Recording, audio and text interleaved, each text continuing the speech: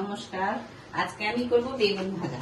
বেগুন ভাজা তো খুবই কমন, এটা আলাদা করে দেখানোর হয়তো সেরকম কিছু নেই, কিন্তু আমি ওইটাকে কিছুটা ইনোভেট করে নতুন কিছু ওর মধ্যে দিয়েছি, যার জন্য একটু অন্যরকম ডিফারেন্ট লাগছে।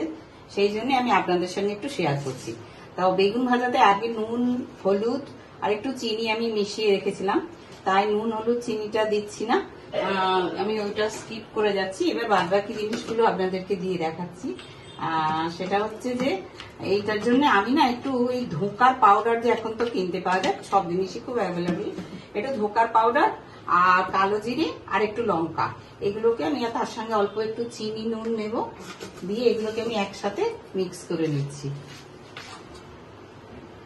এই যে এগুলো নিয়ে এবার এগুলো সবগুলোকে ব্লেন্ড করে দিয়ে, আমি আসলে বেগুনি খুব তেল তেলে মতো লাগে, তো এটা একটুখানি অন্যরকম লাগবে এই আশায় করেছি। আপনারা করে দেখবেন, খুবই ভালো লাগবে, খুব মচমচে লাগবে এটা দিয়ে কোট দিলে পরে। আর আপনারা যদি বাড়িতে ধোকার মশলা না থাকে তাহলে চালের গুঁড়ো, হলুদ, লঙ্কা দিয়েও করা যেতে পারে, কিন্তু আমি ধোকার মশলা যেহেতু রেখেছি তাই আমি তাই দিয়েই করছি। এইটা দিয়ে কোট করে দিলে ওর মধ্যে তেল ভাবটাও থাকবে না, আর বেশ মচমচে, খুব ক্রাঞ্চি খেতে হবে। তো সেই জন্য আমি আর কি আপনাদের সঙ্গে যাই করি আপনাদেরকে একটু দেখাতে ইচ্ছে করে, তো সেই জন্য ভাবলাম একটু আপনাদেরকে শেয়ার করি। তো এটা আবার অনেক সময় পাউরুটিকে, অনেক সময় আমাদের ঘরে থাকে তো অনেক পাউরুটি শুকিয়ে যায়, সেটা দিয়ে বেড করে দিয়ে সেটা করলেও করা যায়। তবে সবচেয়ে ভালো হয় ধোকার গুঁড়োটা দিয়ে করলে, কারণ এটার মধ্যে চালের গুঁড়ো থাকে তো একটু শক্ত শক্ত ভাব হয়, সেই জন্য সবচেয়ে বেশি ভালো লাগে। তো এবার আমি গোটা কয়েক ছেড়ে দিয়েছি, সবগুলো তো দেখানো সম্ভব না, গোটা কয়েক করে আপনাদেরকে দেখাচ্ছি। আপনারা অবশ্যই করবেন, আমার মনে হয় খুবই ভালো লাগবে, খুব মচমচে হয় এগুলো।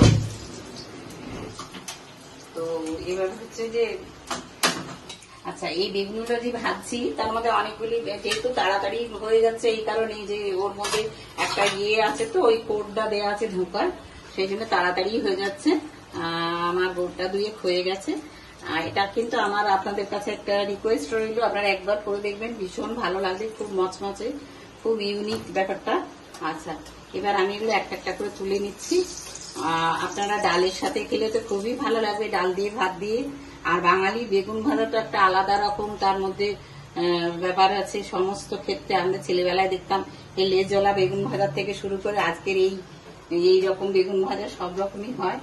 আর বেগুন ভাজা সবের সাথেই খাওয়া যায়, তবে বেশি এইটা স্পেশালি যদি ভাতের সাথে খাওয়া যায় আমার মনে হয় বেশি ভালো লাগবে। এবার কিসের সাথে খাবেন সেটা ডিসিশন ইজ ইয়োর্স, বাট আমার মনে হচ্ছে যে এইটা যে কোনো ভাত দিয়েই ভালো লাগবে। আচ্ছা, আমার বেগুন ভাজাগুলো কমপ্লিট হয়ে গেছে। তো এবার আরেকটু ক্রাঞ্চ করলে হতো, কিন্তু আমার এই ভিডিওটা একটু তাড়াতাড়ি টাইমের মধ্যে শেষ করতে হবে বলে সব জিনিসটা খুব অতিরিক্ত আকারে করে দেখাতে পারি না। তো আমার আজকে এই যে বেগুন ভাজাটা অতি অল্প সময় সুন্দর খেতে, একবার করে দেখবেন প্লিজ।